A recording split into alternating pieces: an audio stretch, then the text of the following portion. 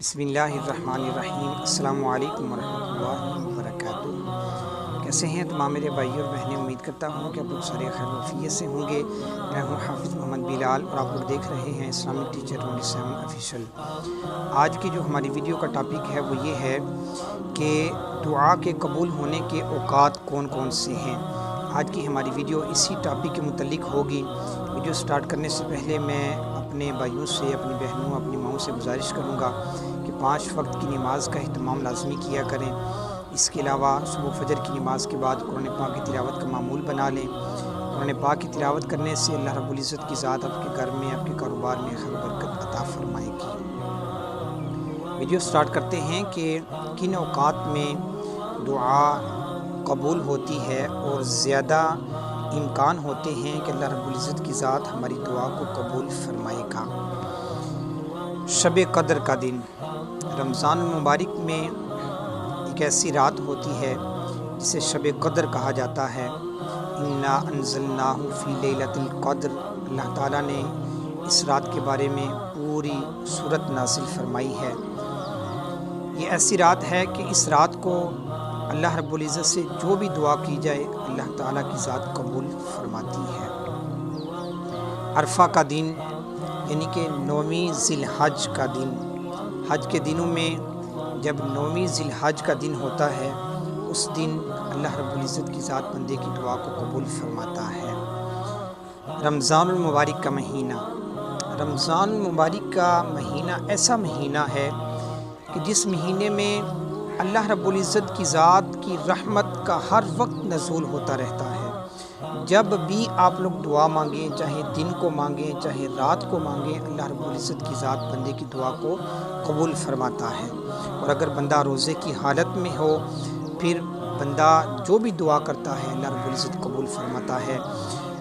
پیارے آقا علیہ الصلوۃ والسلام نے فرمایا کہ روزہ دار کے لیے 2 خوشیاں ہیں، ایک خوشی افطار کے وقت اور دوسری اپنے رب سے ملاقات کے وقت، کہ جب بندہ افطار کے وقت بیٹھا ہوتا ہے اللہ رب العزت سے جو بھی دعا مانگتا ہے اللہ رب العزت ذات اس کی دعا کو قبول فرماتا ہے۔ شب جمعہ، شب جمعہ سے مراد یہ ہے کہ جمعرات کی رات اور جو جمعہ کا دن ہوتا ہے ان دونوں کے درمیان والی جو رات ہوتی ہے، جمعرات اور جمعہ کی جو درمیانی رات ہوتی ہے اس کو شب جمعہ کہا جاتا ہے۔ تو شب جمعہ کو بھی جو بھی دعا کی جاتی ہے اللہ رب العزت کی ذات اس کو قبول فرماتا ہے۔